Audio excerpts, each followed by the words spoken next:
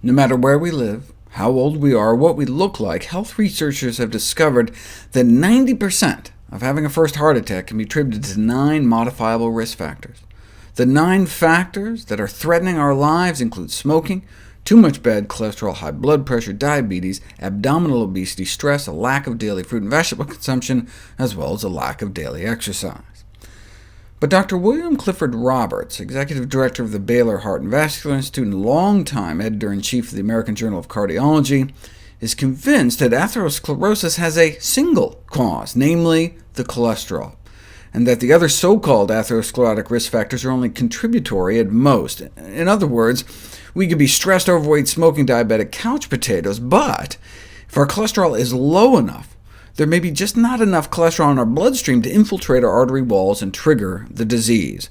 Thus, the only absolute prerequisite for a fatal or non-fatal atherosclerotic event like a heart attack is an elevated cholesterol level.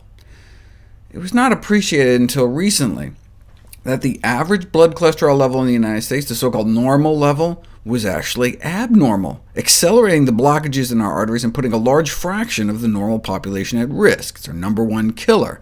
That's cited as one of the reasons the cholesterol controversy lasted for so long, an unwillingness to accept the notion that a very large fraction of our population actually has an unhealthily high cholesterol level.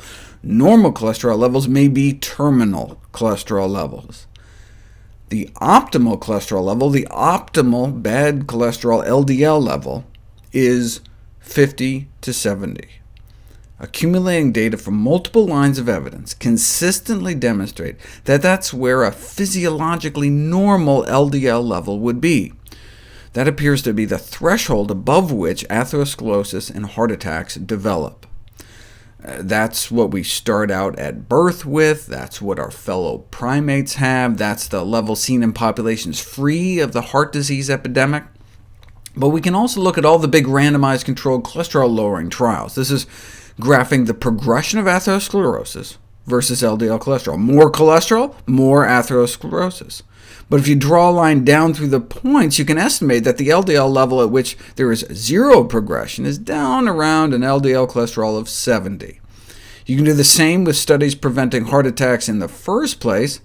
Zero coronary heart disease events might be reached down around 55, and those who've already had a heart attack and trying to prevent a second one might need to push their LDL levels even lower. Atherosclerosis is endemic in our population, in part because the average person's LDL cholesterol is up around 130, approximately twice the normal physiologic level. The reason the federal government doesn't recommend everyone shoot for at least even just under 100 is that despite the lower risk accompanying more optimal cholesterol levels, the intensity of clinical intervention required to achieve such levels for everyone in the population would financially overload the healthcare system. Drug usage would rise enormously. But they're assuming drugs are the only way to get our LDL that low.